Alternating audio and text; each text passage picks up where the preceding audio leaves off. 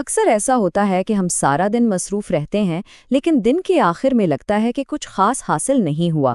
اس کی وجہ اکثر ہم دو بہت اہم چیزوں میں فرق نہیں کر پاتے: اثریت اور کارکردگی۔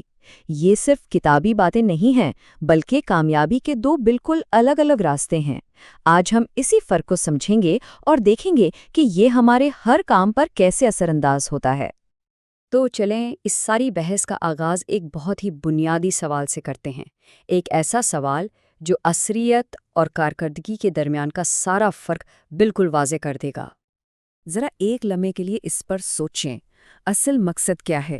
کام کو بہترین طریقے سے کرنا، یعنی کم سے کم وقت اور وسائل میں، یا پھر یہ پکا کرنا کہ جو کام ہم کر رہے ہیں وہ واقعی صحیح کام ہے؟ یہی وہ کشمکش ہے جسے آج ہم مل کر سمجھیں گے۔ اچھا، تو اس فرق کو اور گہرائی میں سمجھنے کے لیے آئیے ان دونوں آئیڈیاز کو ایک ایک کر کے دیکھتے ہیں۔ سب سے پہلے بات کرتے ہیں اثریت کی، جسے انگلش میں ایفیکسی کہتے ہیں۔ دیکھیں، اثریت کا مطلب بہت سیدھا ہے۔ اس کا تعلق صرف اور صرف نتیجے سے ہے۔ کیا وہ مقصد پورا ہوا جس کے لیے نکلے تھے؟ ہاں یا نہ، بس بات ختم۔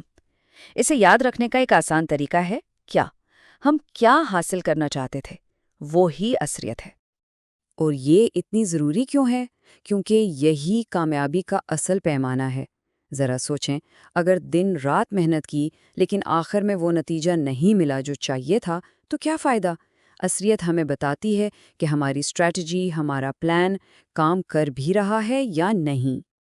اب آتے ہیں دوسری چیز پر، کارکردگی یعنی ایفیشنسی۔ یہاں سارا کھیل وسائل کا ہے۔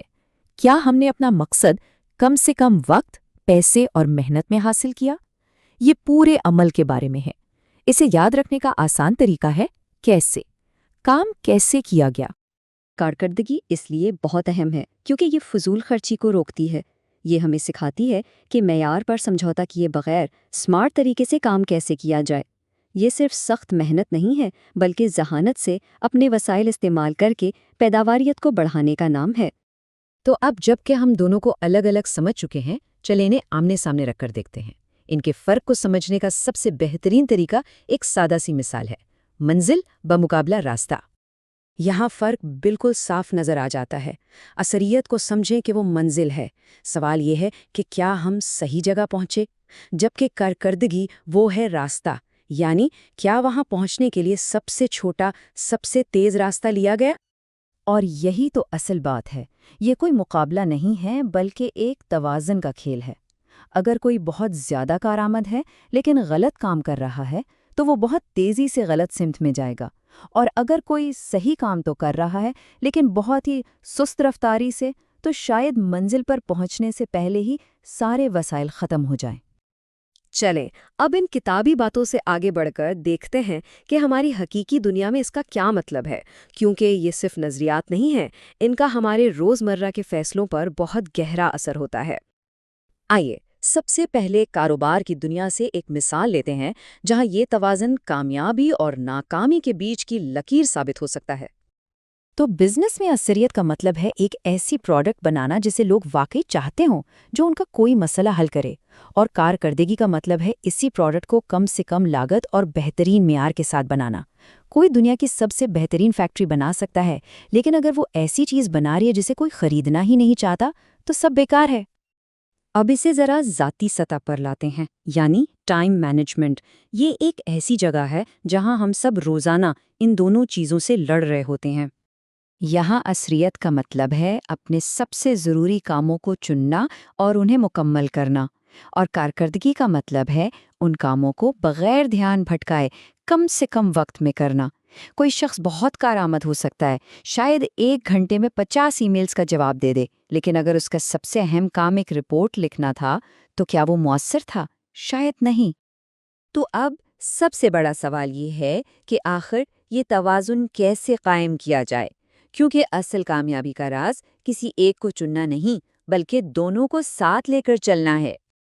یہ بات یاد رکھنے کی ہے کہ لمبے عرصے کی کامیابی تبھی ملتی ہے جب صحیح کام یعنی اثریت صحیح طریقے یعنی کارکردگی سے کیا جائے۔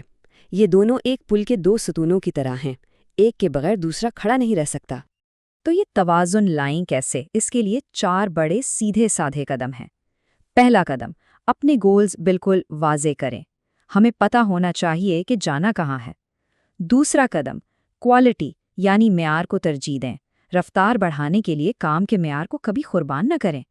तीसरा कदम, डेटा का इस्तेमाल करें, अंदाज़ों पर नहीं, हक़ाइक़ पर फैसले करें। और चौथा कदम, अपनी हिकमत अमली का बाकायदगी से जायज़ा लेते रहें। क्या हम अब भी सही रास्ते पर हैं? खास तौर पर जो तीसरा कदम है ना, डेटा, उस पर गौर करें। आजकल टाइम ट्रैकिंग जैसे टूल्स हमें आईना दिखाते हैं कि हमारा वक्त असल में जा कहाँ रहा है। यही डेटा बताता है कि क्या वक्त सही कामों पर यानी असरदारी पर लग रहा है, और क्या वो काम बगैर किसी रुकावट के यानी कारकर्दगी के साथ हो रहा है। और आखिर में सारी बात यहीं आकर ख़त्म होती है।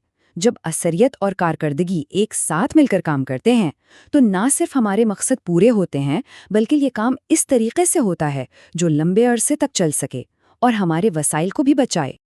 तो आखिर में ये सवाल अपने आप से पूछने का है, अपने मौजूदा अहदाफ को देखते हुए इस वक्त ज़्यादा तवज्जो कहाँ देने की ज़रूरत है? असरियत पर यानी ये पक्का करने पर कि हम सही सिमत में जा रहे हैं, या कारकर्दगी पर यानी अपने काम करने के तरीके को बेहतर बनाने और वसाइल बचाने